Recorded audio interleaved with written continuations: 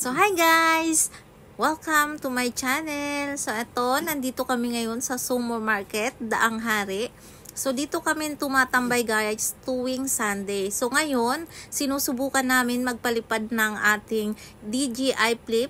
So, napakalakas ng hangin. Nagpaalam naman kami sa organizer na kung pwede kaming magpalipad ng drone. So, ang sabi naman, pwede naman daw pero hindi nila pananagutan kung sumabit ang drone sa mga saranggola dahil nga sobrang dami talagang nagpapalipad ng saranggola tapos ang lakas pa ng hangin.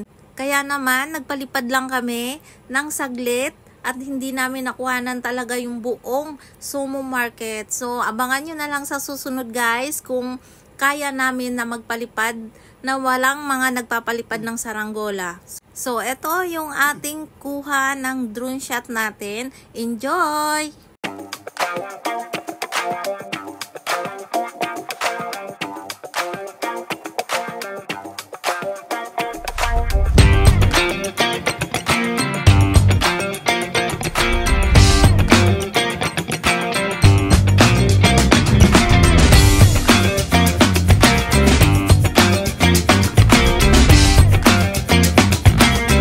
Pagkatapos nga natin doon sa Sumo Market, pauwi na kami, dumaan kami dito sa Villar City kung saan naman kami nagja-jogging tuwing morning. Sinubukan ko rin yung ibang mode ng ating drone para ma-perfect talaga natin sa susunod yung ating mga video.